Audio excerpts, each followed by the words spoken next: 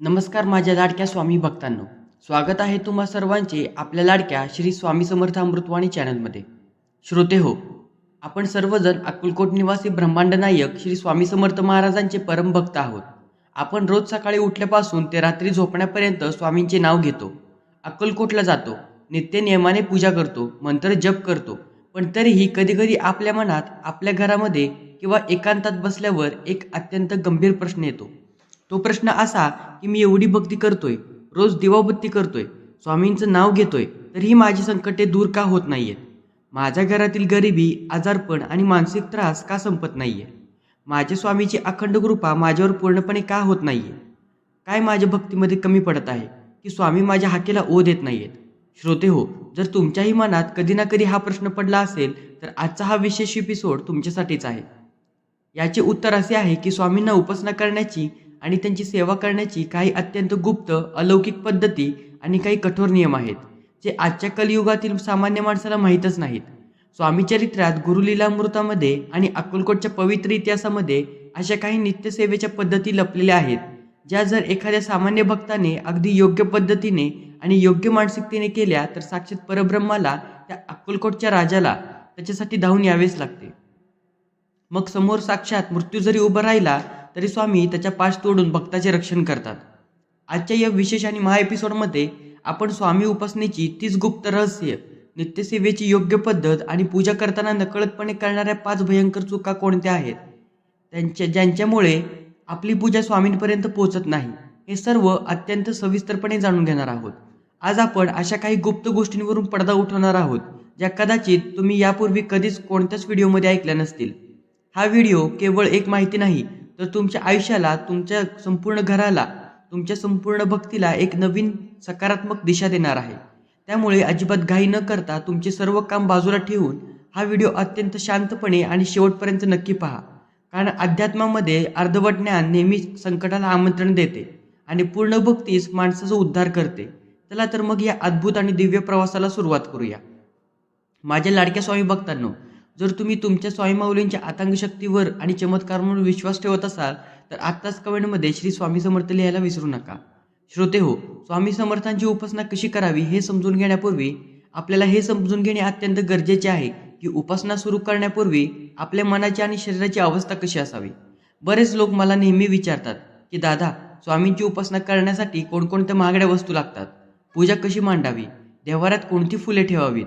पण माझा स्वामी माऊलींना बाह्य भपक्याची, सोन्या चांदीची किंवा मोठ्या दानाची अजिबात गरज नाही. साक्षात अवधूत परब्रह्म आहेत. अवधूत परब्रह्म म्हणजे अशी शक्ती जी जगातील सर्व नियमांच्या, बंधनाच्या आणि मोहाच्या पलीकडे आहे, जी केवळ आणि केवळ भक्तांच्या भावनेची भुकेली आहे. उपासनेची पहिली आणि सर्वात महत्त्वाची पायरी म्हणजे अहंकार शून्यता. जेव्हा तुम्ही स्वामींच्या फोटोसमोर किंवा मूर्तीसमोर जाता तेव्हा तुमचे पद, तुमचा पैसा, तुमचे शिक्षण आणि समाजात असलेला तुमचा मोठा मान सन्मान हे सर्व देव्हाऱ्याच्या बाहेर विसरून गेले पाहिजे. जोपर्यंत तुमच्या मनात मी कोणीतरी मोठा माणूस आहे, मी एवढी पूजा करतोय, हा कर्माचा अहंकार असतो, तोपर्यंत स्वामींची कृपा तुमचा उंबरठा ओलांडू शकत नाही. स्वामींच्या समोर जाताना तुमचे वय विसरून तुम्ही एक लहान, निष्पाप आणि लाडके लेकरू म्हणून गेले पाहिजे. जसे एक लहान मुलं आपल्या आईकडे कोणत्याही अपेक्षेशिवाय फक्त प्रेमाने धावतं, तशीच धाव तुमची स्वामींच्या चरणी असायला हवी. आता पाहूया भौतिक तयारी. तुमच्या घरात स्वामींचा एक सुंदर, हसरा, शांत आणि डोळ्यातून करुणा, वात्सल्य भाव प्रकट करणारा फोटो किंवा मूर्ती असणे अत्यंत आवश्यक आहे. स्वामींचा तो फोटो तुमच्या घरातील अशा पवित्र ठिकाणी असावा जिथे तुमचे किंवा सदस्यांचे लक्षण सहजपणे जाईल. वास्तुशास्त्रानुसार आणि अध्यात्माच्या नियमानुसार पूर्व दिशा किंवा उत्तर दिशा ही देवाऱ्यासाठी सर्वात उत्तम आणि सात्विक मानली जाते. कारण या दिशांमधून सकाळी सूर्याची सकारात्मक ऊर्जा आणि ब्रह्मांडीय शक्ती घरांमध्ये प्रवेश करत असते.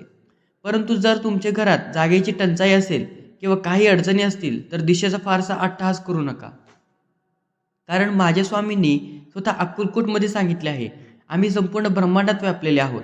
आम्ही कोणत्याही एका दिशेला किंवा भिंतीमध्ये कोंडून राहणारे देव नाही. ज्यामुळे जिथे तुमची श्रद्धा आहे तिथे स्वामींसाठी सर्वोत्तम आहे. आता आपण जाणून घेऊया नित्यसेवा. भक्तांनो, आता आपण वळूयात रोजच्या नित्यसेवेच्या मुख्य भागाकडे. दिवसाची सुरुवात कशी होते यावर तुमचे संपूर्ण आयुष्य, तुमच्या घरातील शांतता अवलंबून असते. सकाळची वेळ, विशेषतः ब्रह्ममुहूर्त, ही सात्विक आणि दिव्य ऊर्जेने 100% भरलेली असते. या काळात विश्वातील सर्व दैवी शक्ती जागृत असतात आणि या वेळेत केलेली कोणतीही उपासना थेट स्वामींच्या चरणांपर्यंत पोहोचते. सकाळी उठल्या उठल्या अंथरुणावरून खाली भूमीवर पाय ठेवण्यापूर्वी दोन्ही हातांचे दर्शन घ्यावे आणि अत्यंत शांत मनाने कमीत कमी 11 वेळेला किंवा 3 वेळेला श्री स्वामी समंत्र या महामंत्राचा उच्चार करावा. त्यानंतर जमिनीला स्पर्श करून भूमिवंदन करावे, कारण ही धरती माता आपले ओझे वाहत असते.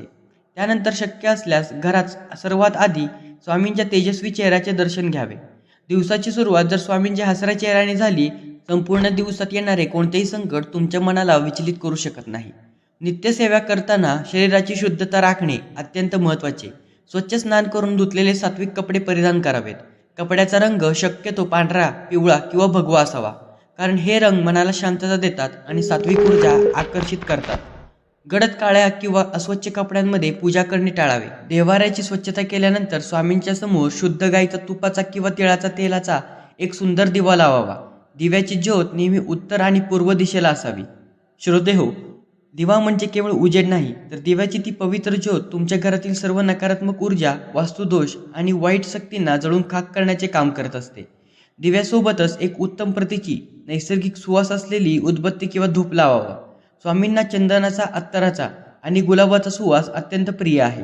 ज्या घरामध्ये रोज सकाळ संध्याकाळ धूपदीप केला जातो, त्या घरामध्ये कधीही गरिबी किंवा अकाल मृत्यू प्रवेश करू शकत नाही. दीप प्रज्वलित केल्यानंतर स्वामींच्या समोर आसनावर पद्यास्थान किंवा सुखासनात बसावे. तुमचे आसन नेहमी कापडी किंवा लोकरीचे असावे. थेट जमिनीवर बसून पूजा करू नये, कारण जमिनीवर बसल्याने पूजेची ऊर्जा जमिनीत निघून जाते. आता डोळे मिटून दोन्ही हात जोडून अत्यंत संत आणि स्पष्ट आवाजात किमान 3 वेळा किंवा 11 वेळा स्वामी तारक मंत्र म्हणावा. निशंक होई रे मना, निर्भय होई रे मना, चल गड्या रे चालू नकोस मागे, स्वामी समर्थ तुझ्या पाठीशी उभे आहेत. श्रोते हो, हा केवळ एक साधा मंत्र नाही, श्लोक नाही, तर हे साक्षात परब्रह्माने आपल्या भक्तांना दिलेले अभयदान आहे. एक वचन आहे. जेव्हा तुम्ही पूर्ण विश्वासाने हा मंत्र म्हणता, तेव्हा तुमच्या शरीराभोवती आणि तुमच्या घराभोवती एक अदृश्य दिव्य संरक्षण कवच तयार होते, ज्याला जगातील कोणतीही वाईट शक्ती किंवा संकट भेदू शकत नाही. श्रोते हो, तारक मंत्राची ताकद खरोखरच मृत्यूलाही मागे सारण्याची आहे. जर तुम्हालाही तुमच्या आयुष्यात कठीण प्रसंगात, नैराश्याच्या अंधारात स्वामी माऊलींनी हे अभयदान अभवायचे असेल, तर आपल्या या श्री स्वामी समर्थ अमृतवाणी चॅनलला आत्ता सबस्क्राईब करा, बेल आयकॉन दाबा आणि व्हिडिओला लाईक करायला विसरू नका. श्रोते हो, स्वामी समर्थांचा संपूर्ण उपासनेचा जो सगळ्यात महत्त्वाचा गाभा आहे, ज्याच्याशिवाय तुमची कोणतीही उपासना पूर्ण होऊ शकत नाही, तो म्हणजे श्री स्वामी समर्थ या 6 अक्षरी महामंत्राचा जप. अनेक लोक विचारतात, दादा, आम्ही दिवसभर मनातल्या मनात जप करतो, काम करताना जप करतो, मग तरीही त्याचा फायदा का होत नाही? तर श्रोते हो, जप करण्याचे काही प्राचीन नियम आहेत, जे पाळले तरच त्या मंत्राची शक्ती जागृत होते. स्वामींची सेवा करताना, त्यांच्या मंत्राचा जप करताना नेहमी रुद्राक्ष माळेचाच वापर करावा. रुद्राक्ष हा साक्षात शिवस्वरूप आहे आणि माझे स्वामी समर्थ महाराज हे शिवाचेच, साक्षात दत्तात्रयांचेच अवतार मानले जातात. रुद्राक्षाच्या मण्यांमध्ये ब्रह्मांडातील लहरी साठवून ठेवण्याची प्रचंड ताकद असते. तुम्ही जसा जसा जप कराल तशी तशी तुमची आध्यात्मिक ताकद त्या माळेमध्ये जमा होत असते. त्यामुळे आपली जपमाळ कधीही दुसऱ्याला कोणाला वापरू देऊ नये आणि दुसऱ्याची माळ आपण वापरू नये. जप करताना सर्वात मोठी चूक लोक करतात की ते माळ कशीही पकडतात. शास्त्रानुसार जप करताना माळ नेहमी तुमच्या उजव्या हाताच्या अनामिका आणि मध्यमा या 2 बोटांमध्ये वर ठेवायची असते आणि अंगठ्याच्या साहाय्याने एक एक मणी आपल्या दिशेने म्हणजे आतल्या बाजूने ओढावून मागे सारायचा असतो. या प्रक्रियेमध्ये तुमच्या हाताचे जे पहिले बोट असते, ज्याला आपण तर्जनी म्हणतो, त्याचा स्पर्श माळेला किंवा मण्यांना अजिबात होऊ नये, कारण तर्जनी हे बोट अहंकाराचे प्रतीक मानले जाते आणि जप करताना अहंकाराचा स्पर्श देवाला मान्य नसतो. दुसरी महत्त्वाची गोष्ट म्हणजे जप करताना तुमची माळ आणि तुमचे बोट कधीही उघडे, सर्वांना दिसेल असे नसावे. जप नेहमी एका कापडी पिशवीत, ज्याला आपण गोमुखी बॅग म्हणतो, त्यामध्ये हात टाकून करावा. जर गोमुखी बॅग नसेल तर एकदा स्वच्छ कापडाने आपला उजवा हात आणि माळ झाकून घ्यावी. तुमची भक्ती आणि तुमचा जप जितका गुप्त असेल, तितका त्याचा प्रभाव करोडोपटीने जास्त वाढतो. बरेच भक्त सांगतात, मी रोज 21 माळ जप करतो, मी 51 माळा जप करतो. पण श्रोते हो, जेव्हा तुम्ही जप करता तेव्हा तुमचे मन कुठे असते? जर तुमचे मन घरातल्या कामात, पैशाच्या विचारात किंवा मोबाईलमध्ये असेल, तर तुमचे हात फक्त माळ फिरवत असतील, तर अशा जपाचा स्वामींना काही उपयोग नाही.